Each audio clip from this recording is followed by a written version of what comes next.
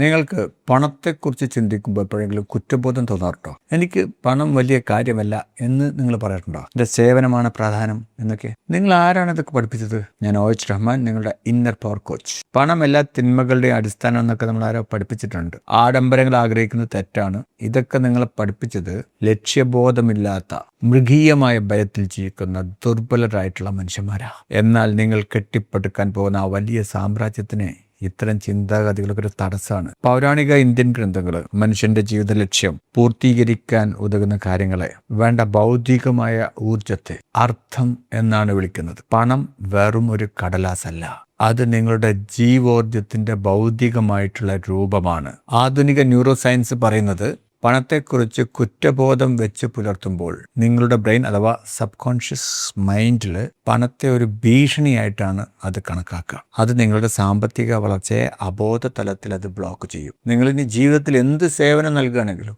നിങ്ങൾ ആ നൽകുന്ന സേവനത്തിന് അതിന് പകരമായിട്ട് ഈ പ്രപഞ്ചം നൽകുന്ന ഊർജമാണ് പണം. ഇങ്ങനെ ലഭിക്കുന്ന ഊർജമാണ് പണം, വെറും കടലാസല്ല. നമ്മളുടെ പ്രവർത്തനത്തിന്റെ പ്രതിഫലമായിട്ട് ഈ പ്രപഞ്ചം നൽകുന്ന പ്രതിഫലമാണ്, ഊർജമാണ് പണം എന്നുള്ള ആ തലത്തിലേക്ക് നമ്മൾ ചിന്ത മാറ്റണം.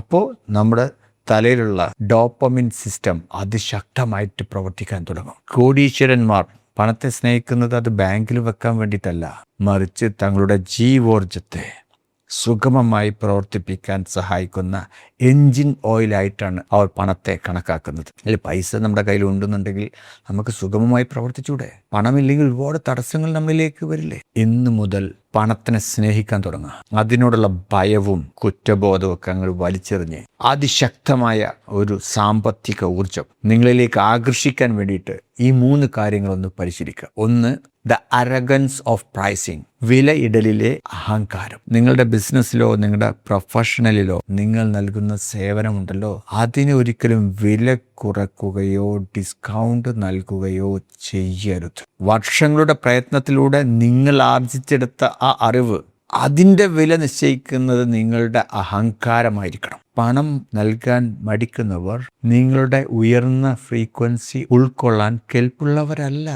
അവരെ നിങ്ങളുടെ ലോകത്ത് നിന്ന് അങ്ങോട്ട് ഒഴിവാക്കുക. 2ാമതായിട്ട്, സാമ്പത്തിക ലക്ഷ്യങ്ങളുടെ പരസ്യ പ്രഖ്യാപനം. കോടിക്കണക്കിന് രൂപയുടെ ബിസിനസ് സാമ്രാജ്യങ്ങൾ കെട്ടിപ്പടുക്കണം എന്ന നിങ്ങളുടെ സ്വപ്നത്തെക്കുറിച്ച് സംസാരിക്കാൻ ഇനി സങ്കോചപ്പെടരുത്.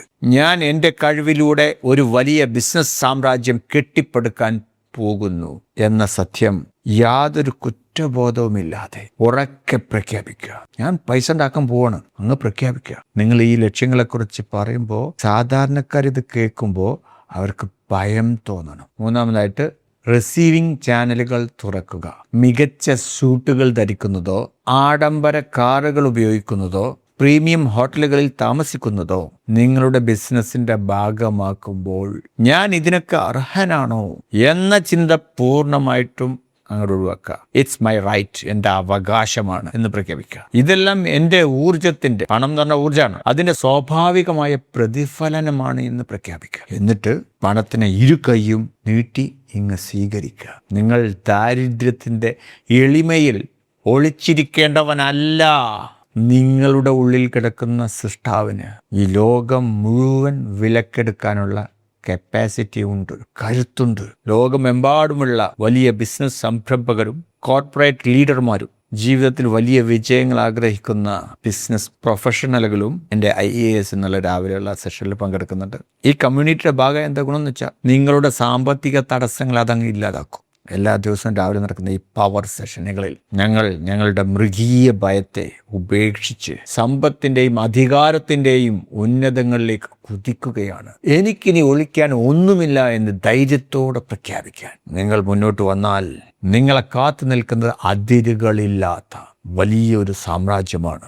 അതിലേക്ക് നയിക്കാൻ ഒരു തേരാളിയായി ഞാനുമുണ്ട് നിങ്ങളുടെ കൂടെ. അടുത്ത വീഡിയോയിൽ തലയിലെ ഭാരം അങ്ങ് ഇറക്കി വെച്ച് ചിന്തകളുടെ യാതൊരു ഉരസലുമില്ലാതെ മണിക്കൂറുകളോളം ഒരു ലക്ഷ്യത്തിലേക്ക് അതിവേഗം കുതിക്കാൻ സഹായിക്കുന്ന ഫ്ലോ സ്റ്റേറ്റ് എന്ന അപാരമായ അവസ്ഥയെക്കുറിച്ച് നമ്മൾ പഠിക്കും. നിങ്ങളുടെ കർമ്മങ്ങളെ ഒരു കൊടുങ്കാറ്റാക്കി മാറ്റാൻ പോകുന്ന ഈ സെഷൻ, ഈ അറിവിനായി താല്പര്യപൂർവ്വം കാത്തിരിക്കുക.